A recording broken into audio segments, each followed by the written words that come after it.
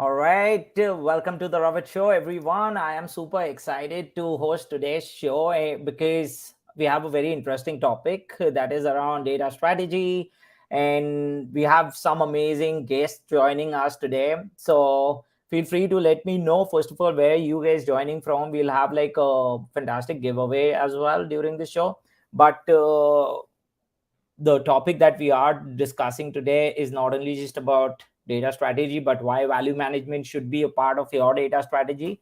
And I would like to obviously thank Nicholas, who's the founder and CEO of YOOI, who's brought all the great leaders under one roof to get the conversation going and have some amazing insights for this one. Also, very quickly, I wanted to let you guys know about the giveaway that we are doing today is one annual subscription of 365 Data Science. What you guys need to do is type in hashtag 365 Data Science. I'll just open up the tab for you so you get an idea what you need to type in the chat. So this is what you need to type in the chat, and we'll be exclusively announcing the winners towards the end of the show. So stay tuned for that. But don't forget to type in hashtag 365 Data Science. Please let me know if you guys are joining from whichever cities, countries, and feel free to have your questions coming for our guest today. And to introduce our guest, we have Nicholas, who's the founder and CEO of YOOI. Let me welcome him. Welcome, Nicholas, to the Hey Ravit Show. everyone, It's such a pleasure to have you. Let's have very our happy. second guest, your Adam Votava, Interim Chief Data and Analytics Officer, DataDiligence. And the third guest, right in time, if Megan Brown, I hope Megan's internet is now fantastic and doing well. Megan, you're just right in time, and I was just letting the folks know that these are our guests. I think Megan is still facing issues with her internet. I'm sure she will have her back. But why not start with your introductions, Nicholas, Adam? Maybe Nicholas, you can go first. Let's go. Let's go. So, hi everyone. So happy to be here and today to discuss the topic with Ravit, Adam, and hopefully Megan, if internet is if the god of the internet comes to rescue. So to introduce myself, I've been working on analytics with large organizations for more than 20 years now on a lot of different angles. From building and delivering data products, defining data strategies, working on their operationalization. That's something that really matters a lot to me, making sure that we do stuff that actually matter and actually delivers value. And so I'm now the founder and CEO of YOOI.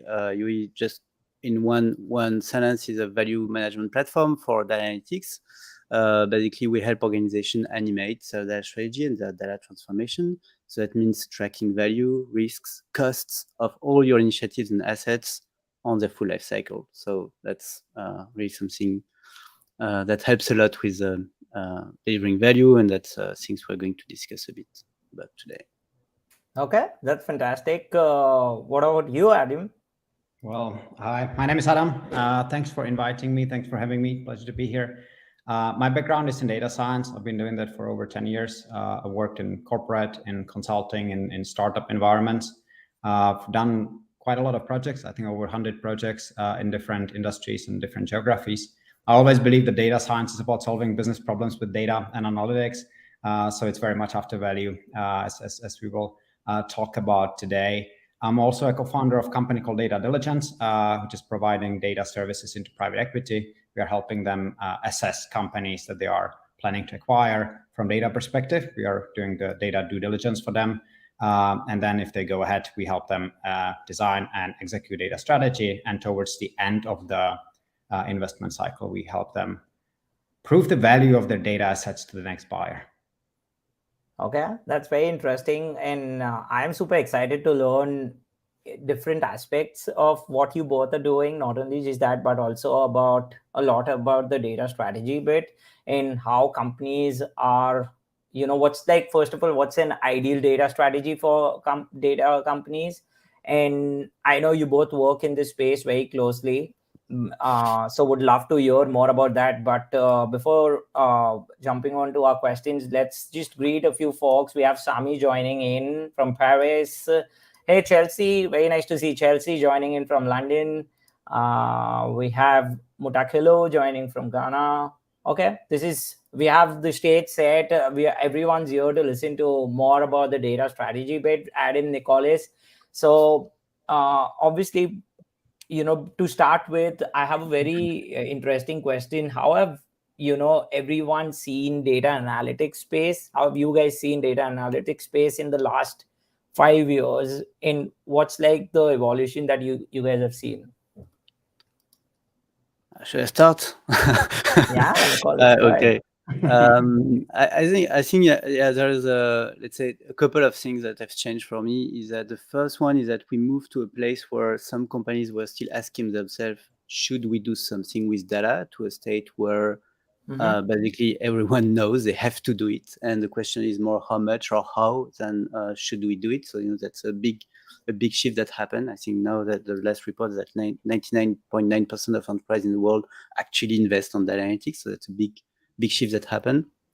And and the second one that comes as a succession to that is that it has moved from being seen as an innovation budget, something where you put money to see, hey, what could we do with that nice and shiny technology and so on, to a real concern about saying, hey, that actually costs a lot of money. So how do we know it's actually bringing benefits and being able to, so the question is it actually bringing value? So is this investment valuable? So how do we make data analytics a capability and not just, an innovation budget? So that's the real big shifts I've seen. The shift I didn't see is that failure rate is still extremely high. So we still have the same numbers of reported that like 80% of the analytics investments are actually failing to deliver value. So this one is a bit stable, but yeah. So that's I've seen. Happy to hear from Adam also. Yeah, Adam, how have you seen the space evolving? No, I think it's my view is very similar to what Nicholas was saying. I've actually built on that because I believe what we've seen is that analytics 5 years ago, it was still very much about technology and IT, and it was close to data warehouse and these technical exercises. And I think the biggest trend, at least to me, was that the analytics is moving closer to business. So we see people having discussions about value creation. We have this offensive side of the data strategy. We see more often data being discussed in the boardrooms. We see chief data officers being hired. And we see even investors looking into data as a potential premium. We also saw, the whole industry maturing because we have a lot of new technology, a lot of talent that was entering the field. But I think the biggest trend, at least to me, is the shift to closer to business. And then I think like what we can't omit is what COVID brought to the analytics space. Because I funnily half jokingly said that COVID was basically like a crash course, a global crash course on data analytics, because now everyone can read a chart, everyone understands the R number, everyone knows what are the statistics and moving averages. So that's the silver lining to me, right? That a lot of people also saw importance of data and analytics and future predictions and so on. So these are a couple of trends that I would name. Yeah, definitely. You, Nicholas, do you have anything to add to that? I'm really much in line with what I'm saying. It's a great compliment. I think I really like the COVID analysis in terms of a large-scale data culture experiment, I would say, with people reading charts and misreading charts every day on the news. And so, yeah, I think it was a great, yeah, it's a great explanation, for if you want to talk to your grandmother and saying, hey, what's data analytics? It's what you've seen for those analytics. So it's a good one. And I think one other element to this is that it brought topics like ethical use of data and accurate data and data quality to to the spotlight as well, right? Because now you have the whole world looking at certain statistics, and you need to make sure that all of these numbers are correct. You can compare numbers between countries, right? And this is another trend that we don't see only related to COVID, right? Of course, but you see a lot of these initiatives starting.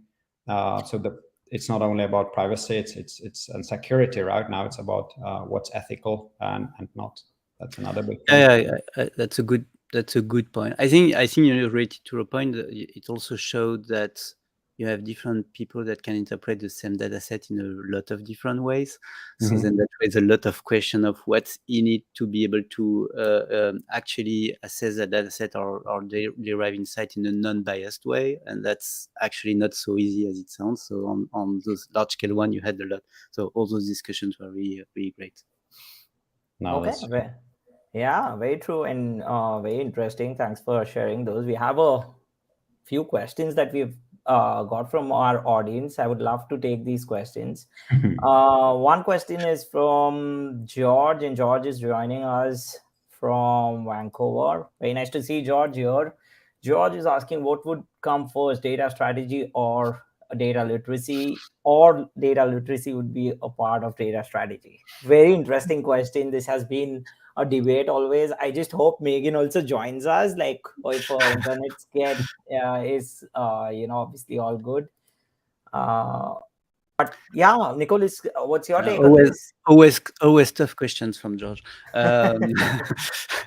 Thanks, George, for the question. I think I'm based towards that. I really think it has to be data strategy first, but it's always a bit of both. And so it's kind of a chicken question as always, because you need a bit of education to help defining the strategy, just so that people understand what the strategy is, and but you don't need to go too far. It's more about, for me, data strategy starting from the business needs and then looking at how data can help. So you don't need so much data literacy to do that. And the second thing that I really believe that it's much easier and much more effective to help people upskill themselves from data when they're working on something concrete, which is an actual use case that is actually going to deliver value, because then you really understand what it means for you, all those things we discussed, what is ethics, what is bias, what is how you read the graph, and so on. You can do a lot of theoretical classes, but it's much easier if you engage people around that. So I think, you need to do like a thin layer of literacy to be able to bootstrap your strategy, but then the core of it happens in the core of it. I mean, high level, it's a bit simplistic, but that would be my main way of approaching that usually. Okay, that's interesting. Adam, what do you think about it?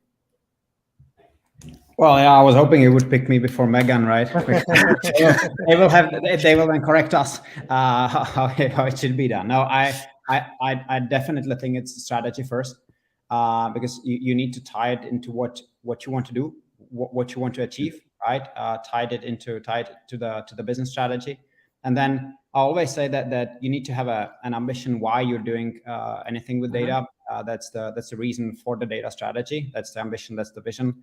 And then you'll have to think about everything that you need to have in order to achieve that, right? And very often you can't omit people from the equation when it comes to data strategy execution. So you need to have the data culture. You need to build data literacy, data fluency, whatever the term is. I think it's important.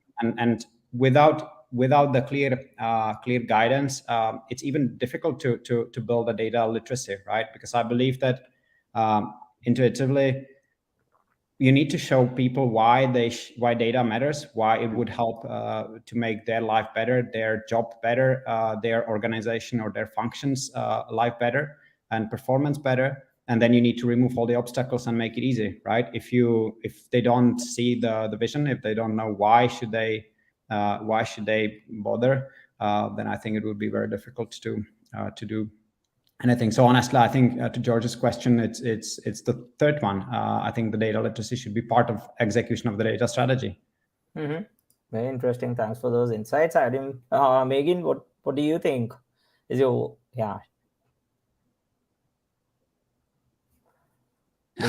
are hoping Megan's internet works well. Okay, no worries, Megan. We can bring you back once your internet is a Yeah. bit stable.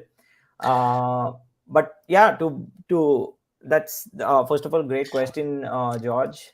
And actually, Definitely. you have Megan in the private chat that says data strategy first. So I think she's Oh otherwise yeah, you end up with data frustration when people want to use data and cannot. So that's yes, I think she's good news is that she's very much in line with what Adam and I said. So that at least she didn't come and slap us. And no, yeah. No, she did mention also it's a cycle after the production of the first data product. So yeah. everything needs to be aligned there. So makes a lot of sense. Awesome. Thanks for I those think, insights. sorry, can Yep. I build on that? What you just said that Megan wrote. I think that's Yeah. important, right? Because then it's not a theoretical exercise. Because then it's practical. You know why, and you have a data product in production, and then you educate and you improve, and then you get into this continuous improvement cycle. But that's a great point that it shouldn't be a theoretical exercise. It's not a classroom initiative, right? It's actually in the cold phase. Yeah. Yeah, I mean, my only point, I think it's part of even the first data product for me, because if you want to make sure that it get adopted, you also need to start working on data literacy with some users, even earlier on, when you define what it is, where it's going to be. So that's what I mean. It's I think it's part of it, but it's still in the broad sense. I think we're on the same line. Yeah. Fantastic. Awesome.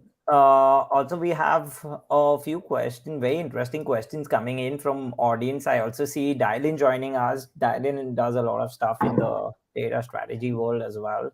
So let's take one of his question here. So Dylan is asking, what are one or two best ways to convince an executive team to take a data strategy seriously and actually commit to building one? It's so difficult, right? I mean, I think that boils to what Adam said already. It's starting from use cases, and you're starting from you take strategic initiative from the company, and then you tell them the story about ways where data could help, or is the only way to help, maybe sometime enabling that. And so it has to, I mean, it's the same story that it has to be concrete. You can't sell saying, hey, let's build a data lake and that will enable us to move faster. It has to be something more concrete.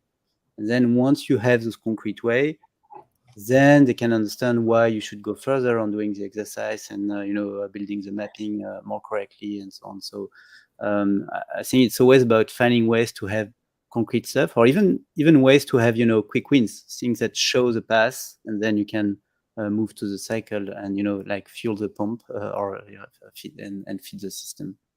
I don't know what you think, Adam.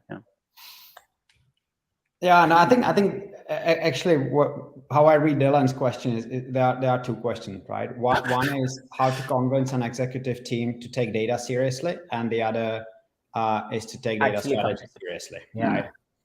And I think when it comes to the first one, to take data seriously, the answer is in the value, right? So it's one of the value levers. You can use it to make better decisions, to improve efficiency of the operations, or finding revenue streams. And bam, there you have the answer. It contributes to the P&L. It mitigates risks. It increases the valuation of the business, and then you have them. And if not, then walk away. One of the options, right? And then I think to convince people to take data strategies seriously, and I would probably use word compel them, right, so that they actually buy into this, because the executive team will be the sponsor for the initiatives, and when things will get hard and difficult, these will be the people that would have to defend it and keep it going. And I think to take data strategy seriously, the answer in my mind or in my experience lies in the fact that you need to explain that getting value out of data is actually very difficult, and unfortunately there is so many things that can go wrong. And the answer is not that you hire a team or you buy a technology. It doesn't work that way. It's not, the answer is not that you check McKinsey quarterly and you see 5 use cases for analytics in your industry. You have only one, so you do the second and third. It doesn't work that way. That's why we see so many initiatives failing. Why we see the investment not being turned into value. So I think it's actually compelling them by explaining that it's a hard work. It will take a lot of time. It will take a lot of resources and a lot of patience, and you need to power through and do it properly. Otherwise, you would be constantly investing into initiatives that would very likely be failing.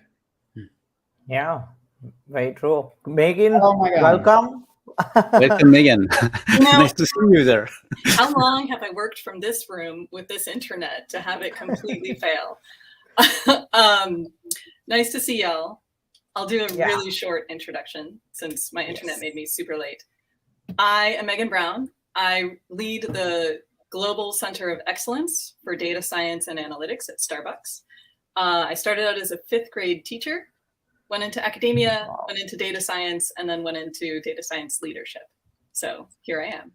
Awesome. The 1 to 2 best ways to convince an executive team to take a data strategy seriously. So you want a champion on the inside of that team. You have to build that champion. So find your early adopter, find your person who's most enthusiastic, even enthusiastic enough to be dangerous, and then skill them up. Have them bring you in when necessary. I think the other thing is you need a really solid, concrete example of it being successful. Even if it's as simple, as straightforward, as concrete as it can be, like, great. You've shown value, wonderful, you get a chance again. So that's my very quick answer. I wish I'd been there to answer all the other questions. No, this is great, Megan. It's good to have you, and those are great insights. What do you think, Nicholas? I think honestly, I think we're pretty much in line, because what Megan said, I don't know if you heard my answer, but it was very much in line. I mean, I didn't focus on the sponsor one, but the fact to start with something quick, finding quick wins to show value and put things in motion is really, really important. And on the other hand, also agree definitely with Adam and the fact that it's not easy. So you need to also get it straight from the beginning that it's a journey. It's not something like we'll acquire something and in 3 months from now we have a data literate organization and everyone's using them across the company. So being clear about those not false hopes is also really important to be able to also walk the long path that is behind that in terms of transformation. So yeah, but it's, you need to do the, I don't know how we say that in English, the counter sell and the sell. So you need to. Very nice. I think definitely Dylan is super happy with these answers because he's got like full dimensions of what you guys are talking. And then there's one interesting question. I was obviously waiting for Megan also to join, and it's by Manisha. So Manisha is asking, question for all: how important is data literacy in organizations today? Megan, do you want to go first? Sure. So I think there's 2 different answers for different types of companies. If you're a tech-first company, right, your solutions and products are tech, you absolutely have to be data literate when you join, right? Absolutely, no doubt. If you are in a different sector, you have to be able to build data literacy for your team. So Starbucks is a very long tenured company. Data has changed how we do business, and we've had to work with our business partners to make sure that they level up with us. It's incredibly important. If you don't have a data literate business, then they're not going to use anything you make, right? So you need your data scientists or someone on the data side to do storytelling, but then you need someone ready to hear it, right? They have to be willing to admit they don't know something. They have to be willing to work in a space that might not have been their first choice when they were, an undergrad years and years ago. So you need flexibility from both sides to make it work. Yeah, very interesting. I really like the point where you said obviously, if you're going in a tech company, the first thing you need to be is data literate. That's like it's like mandatory out there. So makes sense. Nicholas, what do you think?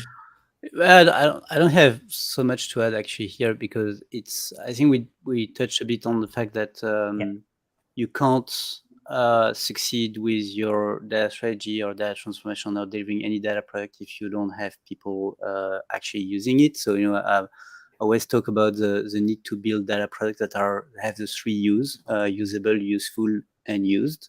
And so and so this notion of use is really important, because it's all about data literacy, but also people accepting change. So there is a change management aspect, because maybe we change our workflows or change our process and way of working and so on, and so it's really important. So it's part of it, and it has to be fully embedded into your roadmap of how you plan your data products to be actually adopted within the organization.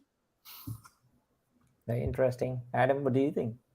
Yeah, I like what Megan said at the end, right? That it's actually about that it needs to come from both ways. That it needs to come from the data space and also from the business. Because very often when we are doing the due diligence, is one of the scope items that the investors want us to look for when we are diligencing a company, is how efficient they are in using data and analytics to power their business and operational models, right? And if you think about that way about data literacy, it's not that scary. It's not about, can they read a chart? Do they know what a moving average is? It's more about, are they making data-driven decisions? Are they building a reflection of their business in data so that they can make it for decision-making? So I think it is important, right, in all the organization. What we are, like most of our work when we are doing the data strategy execution, when we are supporting businesses, it's predominantly in traditional industries. So unfortunately, it's not a luxury that Megan was talking about. Not everyone is data literate there, and it's actually quite hard. And I believe that it takes a lot of time, and you need to prove, and again, that goes back to the question of the strategy and data literacy and the value, right? It needs to have value, not for the business. The people in the 4th, 5th level wouldn't care about the business, right? They care about how does it make their life easier? How does it help them achieve their KPIs easier? So you need to link it to that way, right? And it has nothing to do with how well they can read reports or how all these kind of things. It's more about, can you use data efficiently in your day-to-day job? Very cool. Adam, thanks for those insights. Those really make a lot of sense. Thanks for the question, Manisha. We have an interesting comment from before I jump on to Mike Nash's question. He's joining us from the hot UK. Mike says, making better internet connection may be solved with Starbucks cup and a string. I deserve it. It's So Mike also has a question for everyone here. Great discussion all. Do you think data should be given a value to help shape data strategy and drive KPIs and ROI? If so, what is the best approach? So anyone wants to go first? That's tough.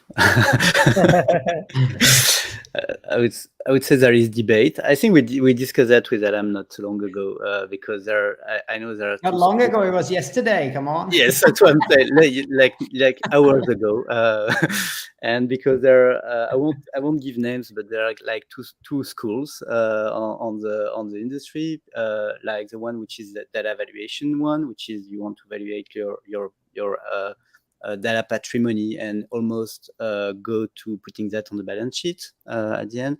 And the other one is to start from use case, assess the value of use case, and then walk back to understanding how much you can get from your data and prioritizing work. And probably depends from I think, as all approaches, there are pros and cons. So depending on the organization, you can go both ways. And maybe sometimes, I always think like bottom up and top down approach are complementary. So it's not necessarily only one way or the other way. So you can think about it both ways to try to get the most. As we discussed with Adam, not all companies want to go as far as putting data on their balance sheet, because it's something that might have interest, but I'm not sure it would be the best game changer for Starbucks, maybe. But I let Megan give that. But for some others, it would make a lot of sense. I know it has been the case for insurance companies or for people who really rely so hardly on data that it would be something that makes a lot of sense. So yeah, I think it can be both ways, because sometimes you have ideas from data, or sometimes initiative give you ideas on how to use data. So yeah. Interesting. Megan, what do you think? Yeah, so I'm an experimentalist at heart. So whenever it comes to ROI, I'm like, well, a good, well-designed experiment that follows the use of data all the way to the end would give you a good, brief example of the return on investment, right? We all know that's super hard to do in business. Business is not always so patient to have control groups. So what we do instead is we don't actually estimate the value of dashboarding, reporting, and visualization, because it's so dispersed.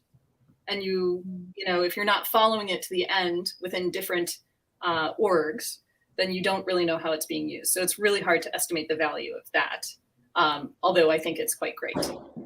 When it comes to value, we tend to look towards our advanced analytics projects and our data science projects, right? Because you have a clear end user, you have a clear user, you have a clear goal for the project, otherwise you wouldn't have invested and kicked it off.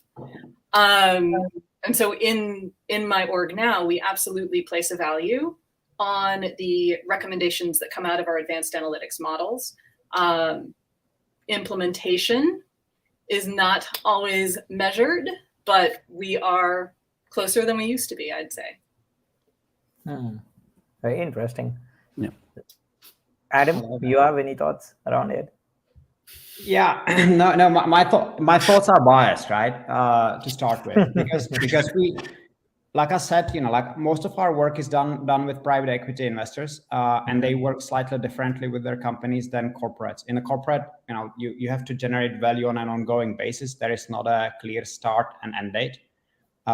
So that's what makes it slightly harder, right? In the private equity context, they need to see a J curve for the whole investment period, right?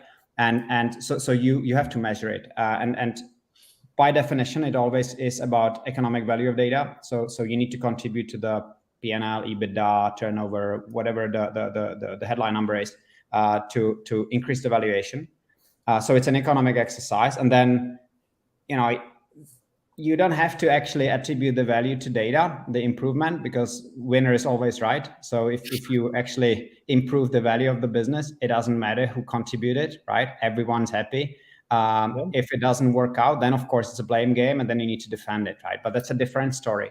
What I think is important is to say, so for me, it's an economic exercise. You need to have a return on investment. And in my mind, I wouldn't care about the individual projects. It's more about the whole initiative or program or strategy, because very often you should have an ambition to solve a business problem.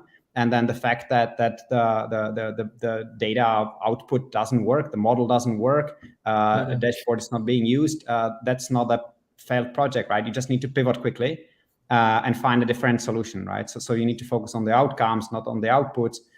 So then don't measure the return on investment on the outputs, but on the outcome, right? And I think one last comment that I would add is that it's incredibly valuable, I think, to put whatever value on data, or to explain to people within the organization that it's valuable, even without any metric and any dimension, because then they would treat it differently, right? When you see when someone has a company car, it's arguably less valuable than the data that they can access in the database, but they treat it differently, right? So I think thinking about data as a valuable asset is important for anyone in the organization. And maybe one last comment is that again, from the private equity space, more and more companies are trying to get a data premium during the valuation for the next buyer. So there, you put a value on the data asset that they have. But again, it's an economic exercise. It's what the data will be worth to someone else in combination of, for example, another portfolio companies that they own.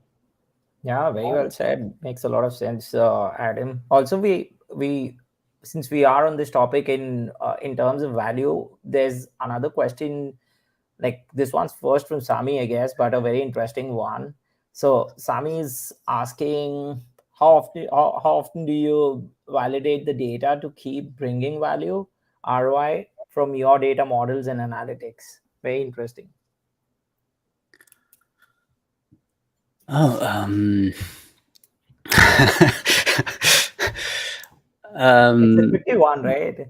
yeah, I'm not sure what you mean by validate, actually, Sami, because I don't know if you have an insight, Megan or Adam, on that.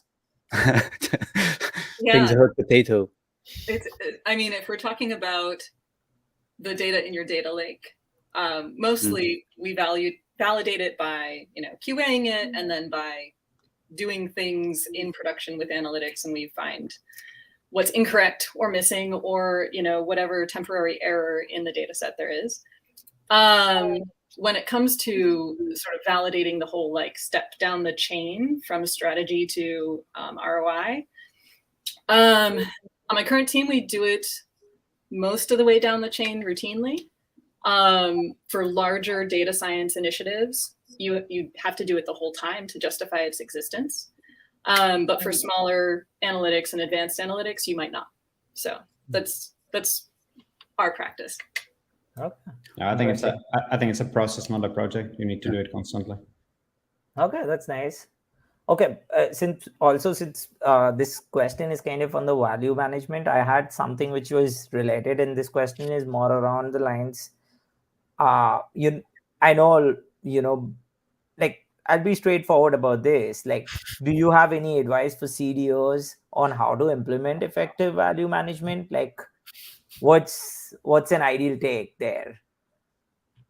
Kind of curious to learn from you guys. Yeah. I let you start, guys, maybe, or if you. Maybe Adam. I know for a fact Adam kind of works. Yeah, you work a lot with the CDOs, so I would love to hear your thoughts. Yeah, so I think from my perspective, you need to link it. You need to link whatever you're doing when it comes to value. So it's the offensive element. So you need to link it to business ambitions, right? And then you need to be working on projects that are contributing to that. So the advice, I think, it's marry the data strategy with the business strategy, because that will also give you the metrics to go after. That will give you the metrics to measure and celebrate success. And very often this is linked to whatever value, right, there is. And I think while I'm a big proponent of having the offensive elements of the data strategy, and that comes from my experience that every single time the organization was always focusing on the defensive side, and it was so defensive that there was no value creation. Right, they were so secure that nobody even in the organization were able to use the data. I still think that the defensive element is of course important, right? So you want to create value, but at the same time you can't have the whole thing explode because you didn't lock the doors, right, or anything like that. So these two elements. Okay, interesting. Megan? My advice for CDOs. So one of the things I think Starbucks does very, very well is we have a large consulting function within our analytics function. So that is how we marry our data strategy to our business strategy.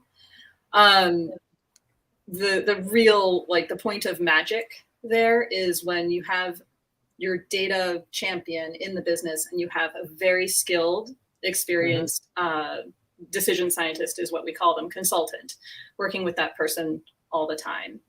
So that's the first thing I'd say is build those connections at lower levels of the org. And the other thing I'd say is you got to get out there and make sure that your team, your org, is in the right conversations at the right time as early as possible, right? Because we all maybe experience this, certainly not at Starbucks, where there's an urgent need for data, but the project that needs the data has been running for 2 years. right? We could have built the data product starting 2 years ago, and they could have everything they need right now. But because they came to us so late, you're behind, right? And so the CDO really needs to get in there, get their people in there, and build those great relationships. Okay, that's very interesting. Can I jump in with a question to Megan? Yeah. Right. Sorry, and then I'm curious what Nicolas think about the topic. But how did you get this started?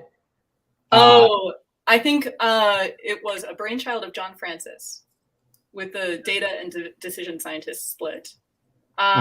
One way to think of decision scientists is they have all the way through some ML chops, but they enjoy talking with humans. So data scientists with social skills. And then the data scientists have all the way through AI chops, and they would prefer to look at their computers. So you get those people to talk to each other, and suddenly you have a whole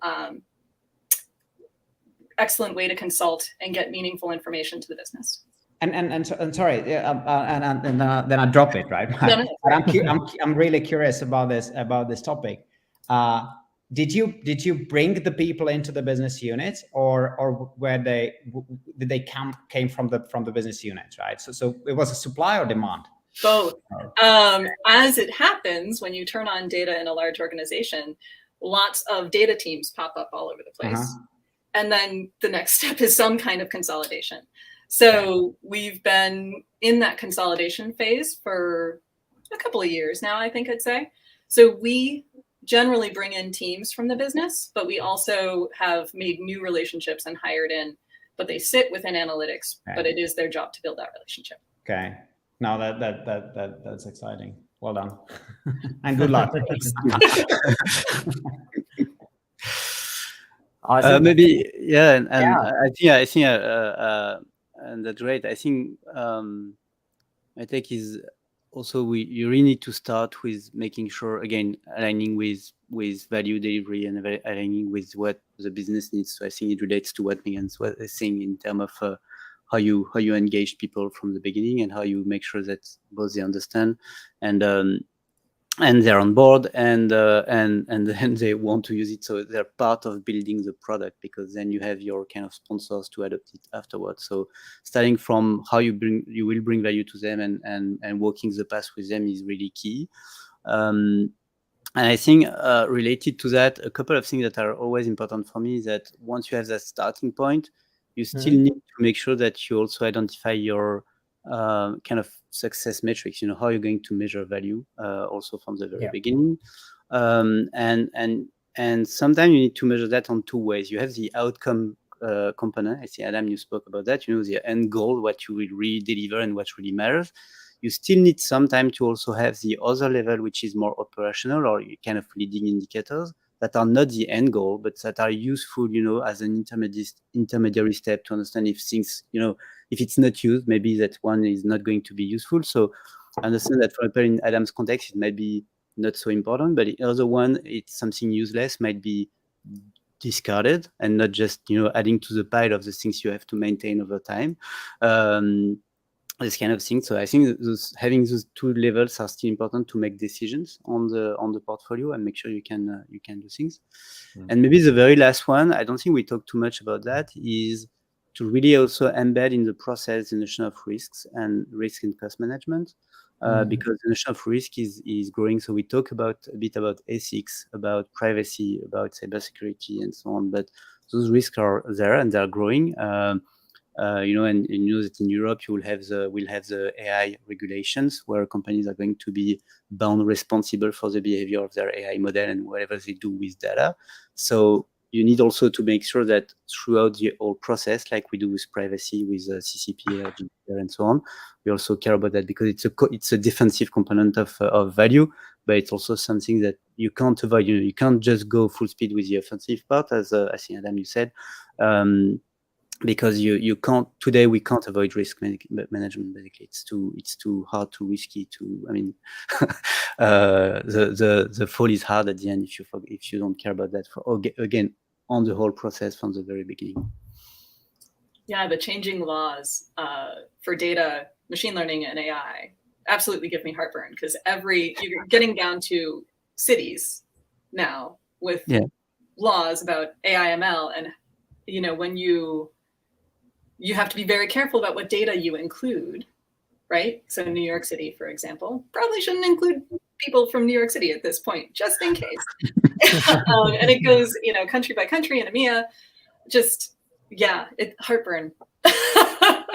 Yeah, I had a few years ago a very interesting project for a company where they had to do statistics on their employees, and basically there are conflicting laws for where you need to do a gender classification, racial classification, religion classification. So in some countries it's totally forbidden, and in some other countries it's mandatory. So at the end you have some information that you can't have for some countries, and some information that you have to have for some other countries, if we talk about what's happening in Europe versus America or in South Africa and so on. So it's a real challenge from the data standpoint, both on data management and then on analytics side. But I think like it's a case in point for data being a nascent industry, right? Because everywhere people are figuring out how to actually manage it from all sorts of perspective. And B, it's also showing the growing trend of the importance of analytics globally, because now it matters, and the whole societies and countries and cities have to build their stands, right? And I think it will be similar to what Megan was describing with the centralization, decentralization, that you always go with the data teams like this. There's not an answer, should it be central or decentral, depends. and I think it will be the same with this, right? That you would tie it back and then release, and then tie it back and then release, depending on what's the potential value and what are the potential risks. And yeah, it will be exciting to witness and manage, right, from both sides, actually, as a person and as a data professional, right? Okay, these are fantastic insights. Thanks for those. We have like a lot of questions from a lot of people. I'll try and take most of these guys, but interesting one for Nicholas, you from YouTube. Question for Nicholas: how is YOOI solving the problem of data valuation, maybe for their customers? That's so YOOI is in a way a portfolio management tool specifically for data analytics. So you can manage your portfolio of your data assets, so kind of your data capital, sometimes we say that, and how it connects to your different initiative or strategic initiative or data initiative, and then how it connects to the enterprise strategy. So it's really a tool to animate that, and make sure that you connect things to your value, your risks, your cost ongoing, and you can make those decisions on where you want to focus and where not. So where it helps is by making this connection and building the graph, on what data we have, what the status, how it connects, what is the potential initiative we have to that, and how it connects to metrics. Then it helps gathering that and animating the data evaluation work. And obviously we can connect to a lot of different sources to do that. And as we discussed, there are several data evaluation frameworks.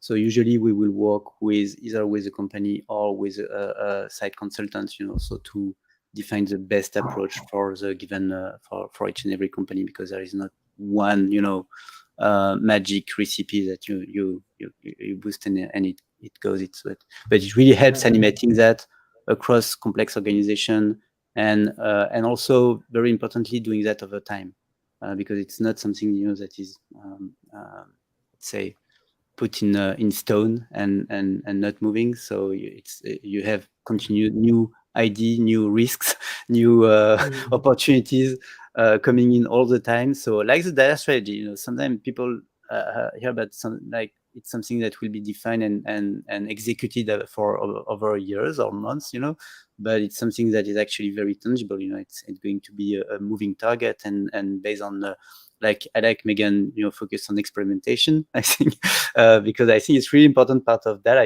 There's so many things where you need to experiment and need to learn that it will fuel back to the strategy, and it has to be something iterative. So. Okay. I'm sure that answers for Daksh. Thanks for that explanation, Nicholas. Also, we have one interesting question from this LinkedIn user. I can actually pick the name from my chat That's a cool here. name. It's Indu Sambandam. Yeah, so she's asking what process to be followed to ensure that the data strategy is on track. In other words, what is the revaluation, review, and alteration process for one's data strategy? Very interesting question. Megan, you want to go first? Sure. Yeah. It depends on the level, right? So if you're talking with the C-suite, then it's probably a quarterly review because of the value placed on data. Getting their sense of what's moving and shaking for them to get ahead of it so that the next quarter you can reconfigure your priorities to line up with what they need or want.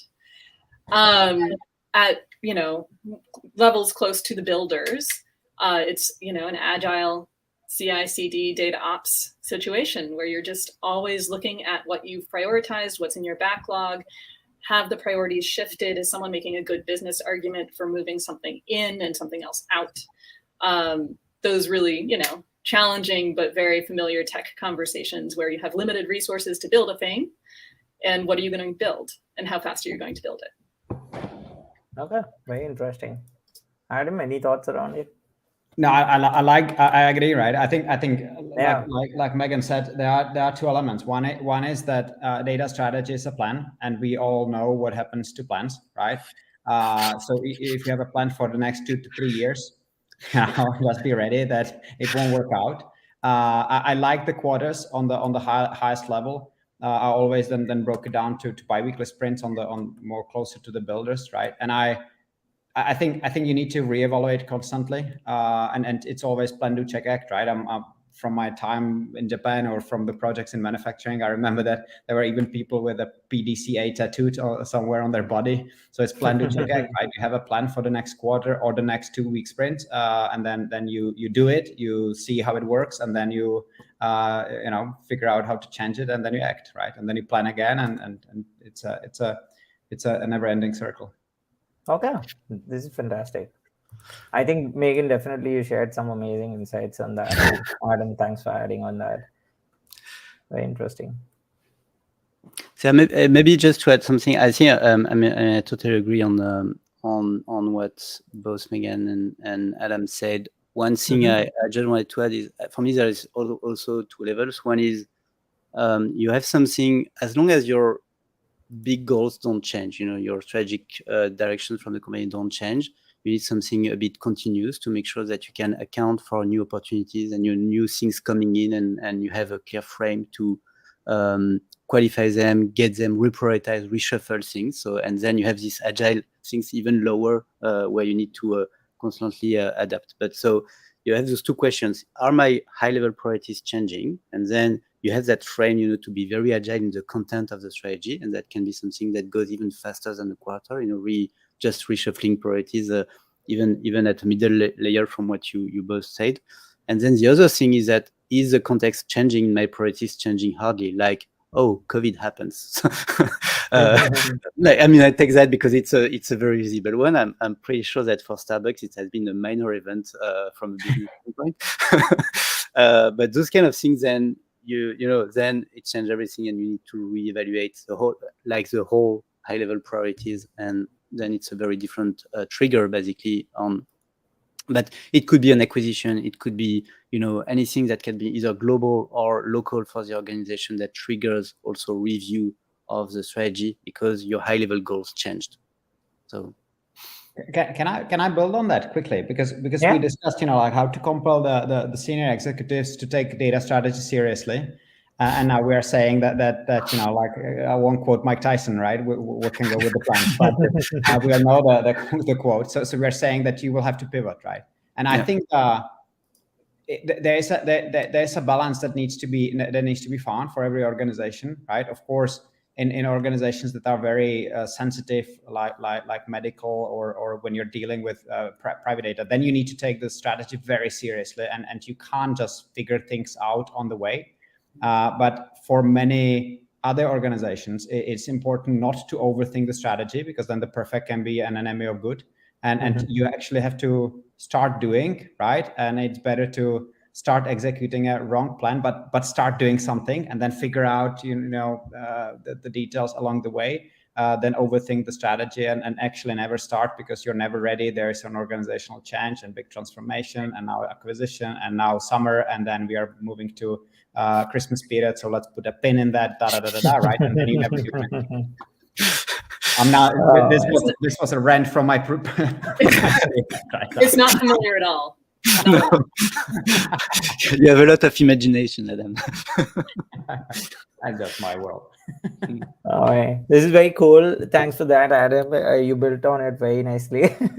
So just to let our audience know, I know we are towards the end and we'll definitely be announcing a winner of 365 Data Science annual subscription that we're giving. So one last chance for you to obviously enter the raffle by typing in hashtag 365 Data Science, and we'll announce the winners towards the end of the show by a very cool raffle. And I'm sure you're Megan, Nicholas, Adam, you'll obviously love the way how I picked the winner. But just a few minutes after we get done with these questions, obviously I have something important, that like a very broader question I would want to ask you, but I have one question from Mike, which I would love to hear out from you guys, and that's around, does the team think that you should go for a short-term quick wins or the longer-term goals?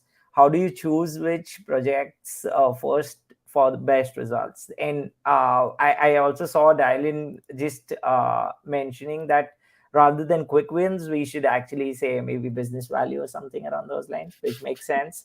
So what's your take on this? I mean, as a data scientist, I have a very visceral reaction to that question, because as a data scientist, when I was building, you would never get to the big things if you were bogged down with the little things, right? Yeah. So my answer is yes, and it's a very business answer, but know who's doing what work, right? Like apply the appropriate skills and talents to the appropriate work, divide your team into, like figure out just how much reporting, viz, dashboarding, like basic analytics you want your team to do, and then try and stick to that as much as you can, because it will eat everything. And then you won't be able to do your 3 to 6 month investment in a new forecasting model, for example. That is my strong recommendation. Mindful and planful. So hopefully that helps. Yeah. Adam, what do you think? Yeah, so Megan said the data science answer. The mathematical answer to this question is yes. We should go for short-term quick wins or long-term goals. Honestly, in my mind, we should go for longer-term goals and break them down into smaller projects and smaller components, and then build those along the way. Because in my experience, when companies go for quick wins, they want a shortcut, right? So it's a shotgun approach. You do one project here and then you forget about data literacy, for instance, that we spoke about, right? Or you build a dashboard, like Megan said, that there are data teams popping up.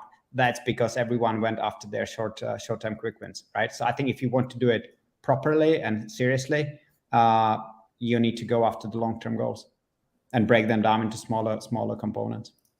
Nice. Yeah. So yeah, I agree. I maybe I have a slight different view, but that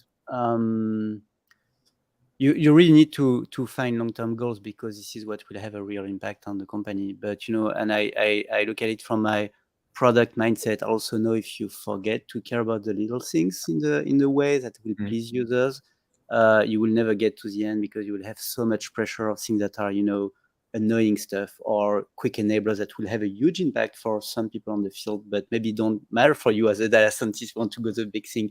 So I still really much agree, that on one hand, you need to prioritize those long stuff and make sure that you find a way to deliver them iteratively. To your point, that's really important, because if it's just a long 2 years tunnel, no way you'll get there.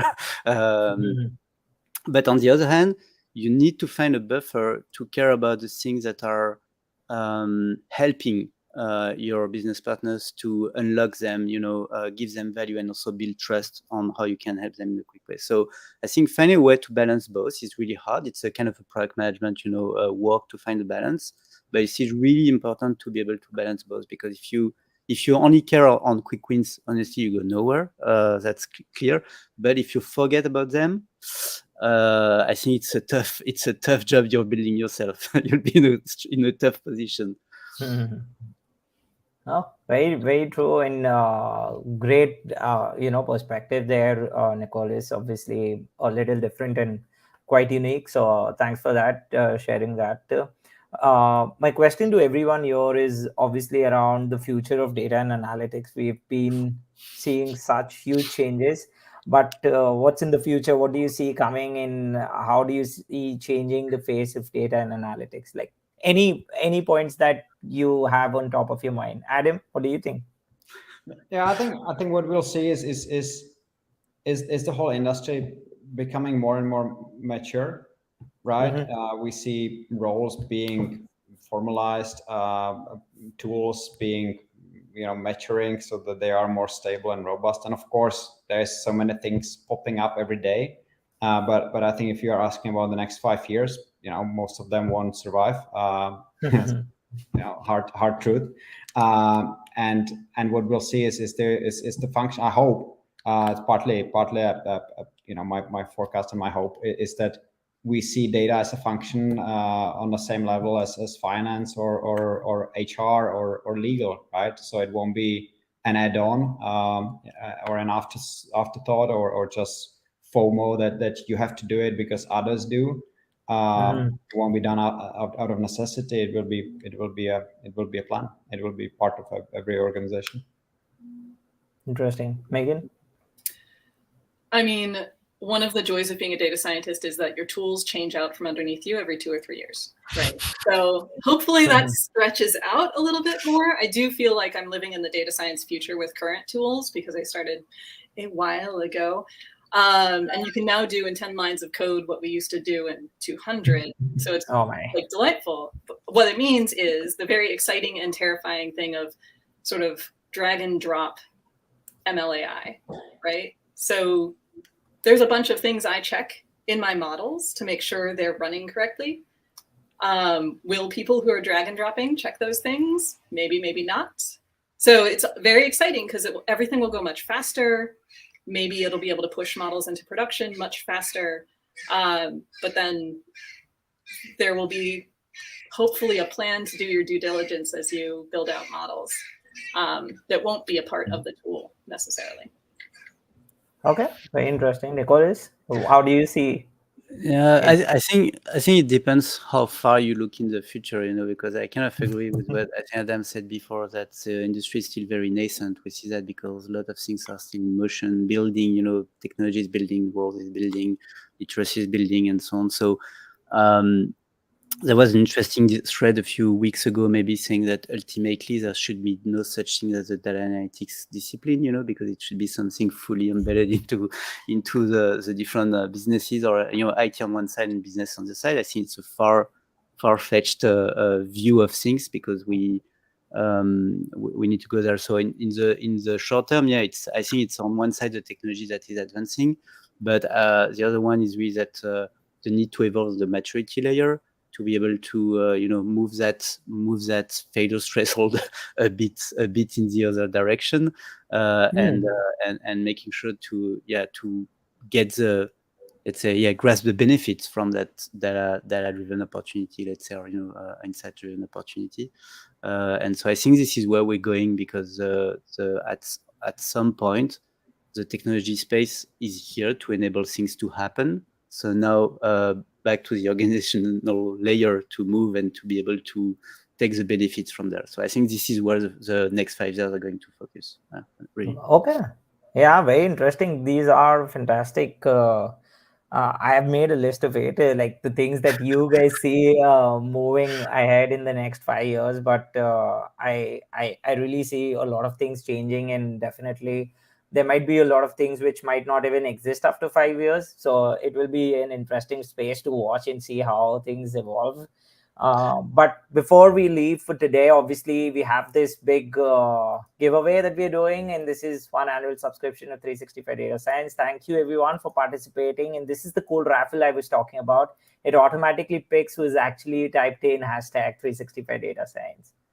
So the winner is Manisha. Congratulations for winning the 365 Data Science. Don't hesitate to reach out. I'll be happy to give you those coupons. But before we wrap this up, first of all, great discussion. Thank you everyone for joining today. And if folks want to learn more about data strategy, data literacy, I guess anything around data and analytics, where can they reach out to you? Megan, where can they reach out to you? LinkedIn is probably slow, but the best bet. Okay. Nicholas? LinkedIn is not so slow and the best way. Adam, what about you? LinkedIn it is, yeah. Okay, fantastic. So anyone who has any questions around, more questions, I know for a fact we couldn't have taken all the questions, but we took almost everything and tried to cover the ground. So you guys can reach out to Megan, Nicholas, Adam on LinkedIn. And thanks again for joining us today and asking amazing questions and having sharing those amazing insights. Megan, Nicholas, Adam, thank you very much. Thank you all. Thank you, Megan. Thank you, Adam. Thank you, Ravit. It was awesome. Thanks for the conversation. Like that.